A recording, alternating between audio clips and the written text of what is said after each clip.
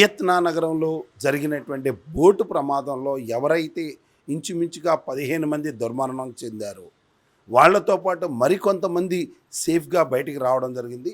ఆంధ్రప్రదేశ్కి సంబంధించి 37 మంది వెళ్ళగా అందులో 5గురు అయితే దుర్మరణం పాలైనట్టుగా మనకు సమాచారం అందుతుంది. మరికొంతమంది ప్రస్తుతం అక్కడ ట్రీట్మెంటులో ఉన్నారు.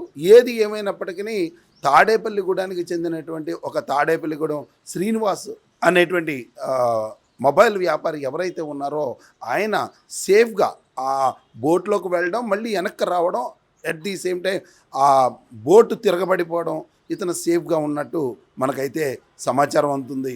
అయితే వీళ్ళు వారం రోజుల పాటు ట్రిప్తో వెళ్ళినటువంటి వీళ్ళు అనుకోకుండా వెళ్ళిన 3 రోజులకే ఇలాంటి బాధాకరమైన విషయంలో ఈ యొక్క ట్రిప్ని క్యాన్సిల్ చేసుకొని వెనక్కి రావడం జరుగుతుంది.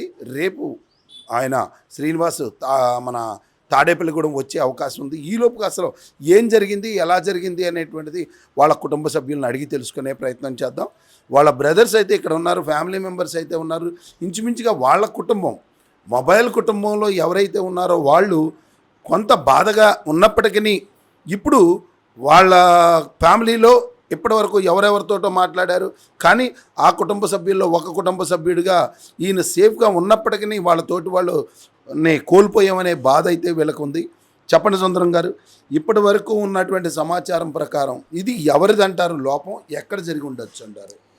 లోపం అయితే అన్నయ్య కానీ అక్కడ ఉన్న వాళ్ళు చెప్పింది ఏంటంటే డ్రైవర్ నిర్లక్ష్యం అని చెప్పారు. అలానే అదే టైంలో క్లైమేట్ కూడా సమకూరపోవడం కూడా ఒక ప్రమాదానికి గురి కావడానికి కూడా కారణం అని కూడా చెప్పడం జరిగిందండి. ఇప్పుడు ఉన్నటువంటి పరిస్థితిలో అక్కడ వియత్నాంలో ఎటువంటి హెల్పింగ్ జరుగుతుందంటారు ప్రభుత్వం నుంచి? కానీ అక్కడ ప్రభుత్వం నుంచి ఎలాంటి హెల్పింగ్ అంటే ఏదైతే ఐసీయూలో మాకు తెలిసినంత సమాచారం ప్రకారం 5గురు ఎవరైతే ఉన్నారో, అంటే చనిపోయిన వాళ్ళు కాకుండా 5గురు అయితే క్రిటికల్గా ఐసీయూలో ఉన్నారని చెప్పి తెలిసింది. సో ఈరోజు ఉదయం అయితే అందులో కొంతమంది సేఫ్గానే ఉన్నారు, కొంచెం పరిస్థితి అనుకూలంగా ఉందని కూడా తెలియడం జరిగిందండి. సో మీ బ్రదర్ టోటల్గా అయితే సేఫ్గా ఉన్నాడు.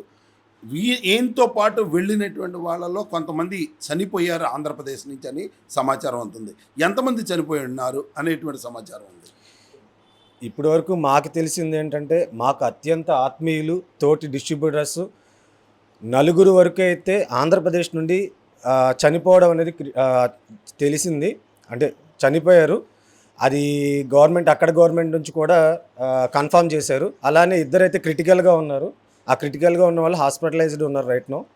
సో మన గవర్నమెంట్ నుంచి, లోకేష్ గారి సైడ్ నుంచి కానీ, సెంట్రల్ గవర్నమెంట్ నుంచి కూడా సపోర్ట్ అయితే అక్కడ అంబాసిడర్స్, ఇక్కడ అంబాసిడర్స్ సైడ్ నుంచి కూడా చాలా సపోర్ట్ అయితే ఉందని మేము భావిస్తున్నాము. అయితే ఇక్కడ వాళ్ళ మిస్సెస్ వాళ్ళతోటి ఏం మాట్లాడారు, వాళ్ళ పిల్లలతో ఏం మాట్లాడారు అనేది ఒకసారి జస్ట్ మీకు ఏం చెప్పారు అనేది చెప్పండి. సేఫ్గా వస్తానని చెప్పారు. సేఫ్గా వస్తానని చెప్పారు. మీకు ఎప్పుడు జరిగిందని తెలిసిందండి ఈ విషయం? నిన్న అక్కడ జరిగిన లొకేషన్ నుంచి ఆయన కాల్ చేసి చెప్పారు, న్యూస్ చూసి కంగారు పడద్దు, నేను సేఫ్గా ఉన్నాను అన్నారండి. ఇదేనా ఫస్ట్ టైం? ఎప్పుడన్నా వెళ్ళారు ఎలాంటి ట్రిప్స్ అవి? ఆయన వెళ్తూ ఉంటారండి, కానీ ఇలా ట్రాజడీ జరగడం ఇదే ఫస్ట్, ఇదే మొట్టమొదటిసారి. సో వాళ్ళందరూ సేఫ్గా ఉన్నారు. మీరు మీ పిల్లలు అయితే హ్యాపీగా, అంటే ఒక రకంగా బాధాకరమైనప్పటికీ భయాందోళన అయితే లేదు. ఇది ఇక్కడ ఉన్నటువంటిది. ఎందుకంటే నిజంగా మన ఇంట్లో సభ్యులను కోల్పోవడం కాదు, కానీ మనతో పాటు వెళ్ళిన వాళ్ళలో కొంతమందిని కోల్పోవడం అనేది చాలా బాధాకరమైనటువంటి విషయం. ఏది ఏమైనప్పటికీ ఇలాంటి ట్రిప్పులు వేసినప్పుడు అయితే ఖచ్చితంగా ప్రభుత్వం వారు తగినటువంటి రక్షణ తీసుకోవడం, కానీ ఎవరైతే ఫీల్డ్ ట్రిప్కి తీసుకెళ్లారో వాళ్ళు కూడా తగినటువంటి జాగ్రత్తలు తీసుకోవాల్సిన అవసరం ఎంతైనా ఉంది. Thank you everyone.